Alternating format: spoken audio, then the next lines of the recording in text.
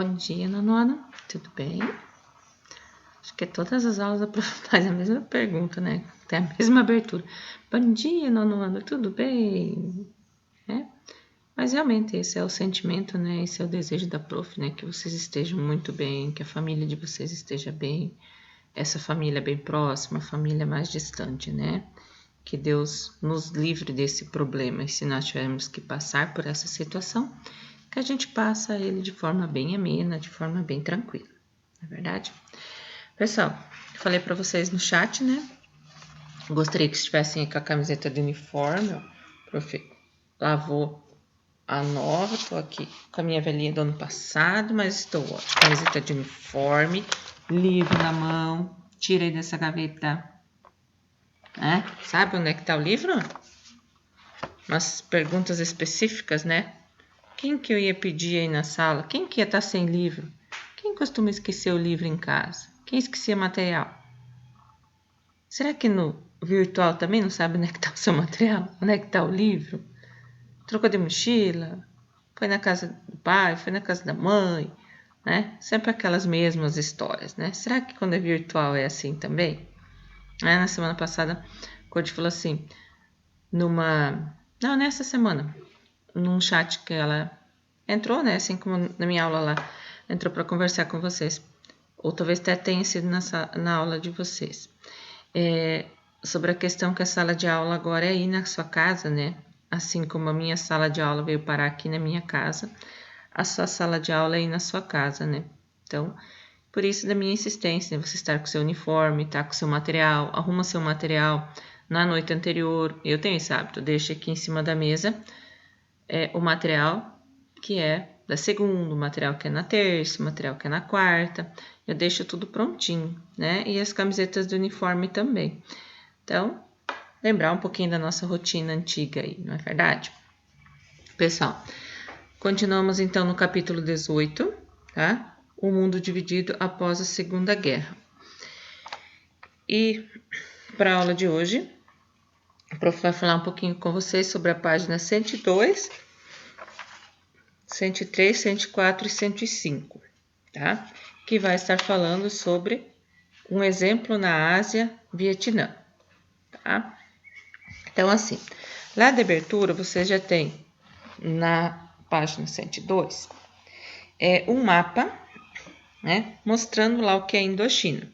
Então, a Indochina, através desse mapa, a gente pode perceber que ela era uma colônia francesa, tá? Ela é um território, né?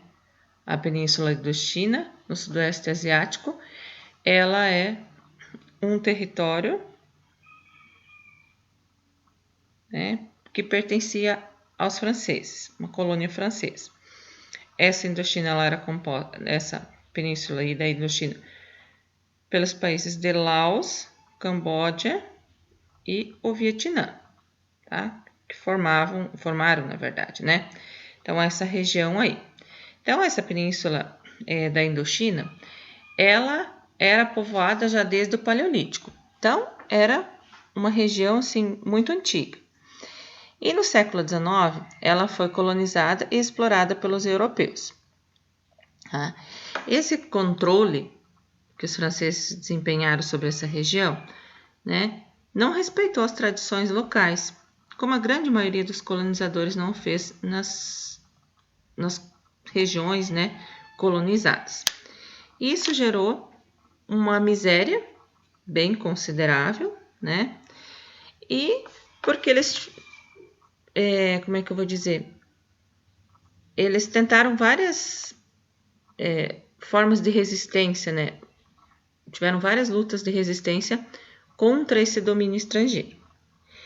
E aí, em 1930, o Ho Chi Minh, tá, vai criar o Partido Comunista da China.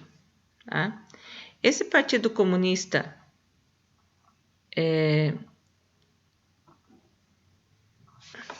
deixa eu só confirmar. Desculpa. Partido Comunista do Vietnã. Tá? Partido Comunista do Vietnã. Isso vai ser fundado em 1930, tá? E esse Partido Comunista do Vietnã, ele tinha o objetivo de lutar pelo fim da submissão, né, deles ao capital estrangeiro, ao capital internacional, tá? Esse Ho Chi Minh, ele tinha sido um dos líderes, né, da independência, assim como vários outros da Ásia e da África, e que tinha morado na metrópole. Então, eu já falei para vocês numa aula anterior ou no chat sobre a questão de que eles pegavam colonos, levavam para a metrópole para estudar, com a intenção de que eles voltassem para suas metrópoles com os conhecimentos e, assim, tipo uma lavagem cerebral, pode-se dizer, em relação a essa concepção, né, de como que eles deveriam agir quando eles retornam, para eles serem aliados, digamos assim, né, do governo metropolitano, tá? Aí, depois, esse Partido Comunista do Vietnã vai se tornar o Partido Comunista da Indochina, tá? Então, desculpa, antes quando a prof falou, aí eu acabei trocando, tá? Durante a Segunda Guerra Mundial, então, o Vietnã já pretendia se tornar independente, tá? Mas em 1940, os japoneses acabam ocupando a Indochina. E aí o líder, esse Ho Chi Minh, ele vai fundar a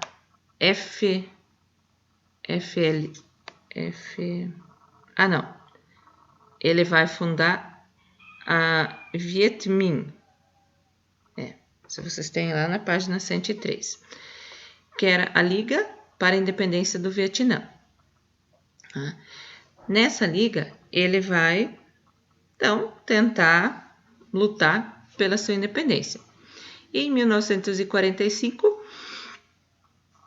então, com a derrota do Japão na guerra, o Vietnã acaba proclamando, então, a sua independência. Lógico que a reação dos europeus não foi uma das melhores, né? Porque eles estavam perdendo uma colônia deles. E aí, se tem uma reação imediata aí, né? Com o apoio da Inglaterra, milhares de soldados franceses são enviados para o Vietnã, né, para controlar a região. E aí, em 1946, acaba tendo o início da Guerra da Indochina, que termina em 1954 com a derrota dos franceses. Em 1954, é reconhecido, então, a independência do Vietnã. E ele foi dividido no paralelo 17 graus norte. Ou seja, paralelo, então, se a gente for olhar aqui no mapa da página 102, seria próximo à linha do Equador, e nesse próximo à linha do Equador, então, seria no lado norte. Tá? E esse lado norte, então, tinha um governo comunista aliado ao URSS, e no sul se tem um governo capitalista, né, aliado aos Estados Unidos. Isso então, 1954, é conhecida a independência. Em 1956 deveriam ocorrer eleições, e aí seria a unificação do Vietnã. Porém, essas eleições não ocorreram, tá? Desde 1949, o Vietnã do Norte já vinha recebendo apoio da China, tá? E está se vivendo que período? Qual que é o título do nosso capítulo, né? O que nós estamos falando nas últimas aulas? Da Guerra Fria. E aí, como os Estados Unidos não queriam que o Vietnã se tornasse um aliado ao URSS, né, começou a intervir no país.